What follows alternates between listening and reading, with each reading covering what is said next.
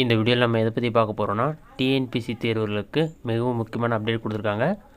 அதாவது நீங்கள் உங்களோட டீட்டெயில்ஸ்லாம் என்டர் பண்ணி லாகின் பண்ணி பார்த்தீங்கன்னா ஓடிஆர் ரினியூவல் பண்ணணும்னு சொல்லிட்டு சில பேருக்கு வந்திருக்கு. அந்த மாதிரி இருக்கவங்களாம் வந்து அவங்களோட யூசர் ஐடி மற்றும் பாஸ்வேர்டு என்டர் பண்ணி டிஎன்பிசி வெப்சைட்டில் லாகின் பண்ணி 150 rupees அமௌண்ட் பே பண்ணி ஒன் டைம் ரெஜிஸ்ட்ரேஷனை வந்து ரினியூவல் பண்ணுற மாதிரி இருக்கும். இது வந்து குறிப்பிட்ட ஆண்டுகளுக்கு பிறகு ரினியூவல் பண்ணுற மாதிரி இருக்கும். இது உங்களுக்கு வந்திருக்கா இல்லையா, அதை எப்படி செக் பண்ணுறது என்பதை பற்றியும் அதை எப்படி ஆன்லைனில் ரினியூவல் பண்ணுறது என்பதை பற்றி தான் இந்த வீடியோ அப்டேட்டில் பார்க்க போகிறோம். இதற்கு ஃபஸ்ட்டு உங்களோட மொபைலில் ஏதாவது ஒரு ப்ரௌசர் ஓப்பன் பண்ணிக்கிங்க. அதில் கூகுள் சர்ச்சில் போயிட்டு டிஎன்பிசின்னு சொல்லி டைப் பண்ணுங்கள். அந்த மாதிரி நீங்கள் டைப் பண்ணி வைக்க கொடுத்தீங்கன்னா ஃபஸ்ட்டு எடுத்துனே tnpc.gov.in ஒரு வெப்சைட் ஷோகும். அந்த வெப்சைட் வந்து செலக்ட் பண்ணுங்கள். அந்த வெப்சைட் நீங்கள் செலக்ட் பண்ண ஒரு 5 seconds லோட் ஆகும். லோட் ஆகி கம்ப்ளீட் ஆன பிறகு tnpc.gov.in இருக்கும். அந்த வெப்சைட் வந்து செலக்ட் பண்ணுங்கள். நெக்ஸ்ட் பேஜ் ஓப்பன் ஆன பிறகு இந்த மாதிரி தான் இருக்கும். இதில் பார்த்தீங்கன்னா நிறைய ஆப்ஷன் கொடுத்துருப்பாங்க. ரிஜிஸ்டர் யூசர்னு ஒரு ஆப்ஷன் இருக்கும். அந்த ஆப்ஷனை செலக்ட் பண்ணுங்கள்.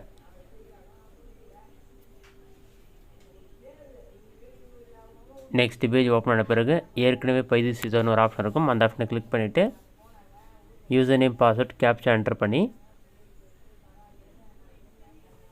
சமர்ப்பின்ற ஆப்ஷன் வந்து கிளிக் பண்ணுங்கள். சமர்ப்பி கொடுத்தோன்னே நீங்கள் ரினியூவல் பண்ணுற மாதிரி இருந்தால் your OTR subscription has been expired இந்த மாதிரி ஷோ ஆகும். நீங்கள் வந்து ரினியூவல் பண்ணணும்னு சொல்லிவிட்டு அவங்களே கொடுத்துருப்பாங்க. ரினியூ மை ஓடிஆர் இருக்கும். அது இருக்கிற ஸ்க்ரோல் பண்ணிங்கன்னா ரினியூ மை ஓடிஆர் இருக்கும். அந்த ஆப்ஷன் வந்து கிளிக் பண்ணுங்கள். நீங்கள் ரினியூவல் பண்ணால் தான் அடுத்தடுத்து எக்ஸாமுக்கு அப்ளை பண்ண முடியும். இதில் அமௌண்ட் 150 rupees ஷோ ஆகும்.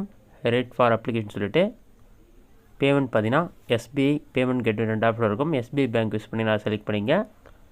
அல்லது கிரெடிட் கார்டு டெபிட் கார்டாக பேமெண்ட் கேட்வே செலக்ட் பண்ணி ஆன்லைன் செலக்ட் பண்ணிட்டு credit card debit card NEFT அந்த ஆப்ஷன் மூலமாக நீங்கள் பேமெண்ட் பண்ண போகிறீங்களோ அதை செலக்ட் பண்ணிவிட்டு ஃபீஸ் 150 rupees ஷோ ஆகும். இது கீழே வந்து ப்ரொசீட் டு பே ஆப்ஷன் இருக்கும். அந்த வந்து கிளிக் பண்ணுங்கள்.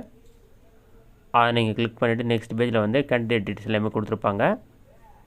பே நவ் அண்ட் சப்மிட் அப்ளிகேஷன் இருக்கும். அந்த ஆப்ஷனை கிளிக் பண்ணிங்கன்னா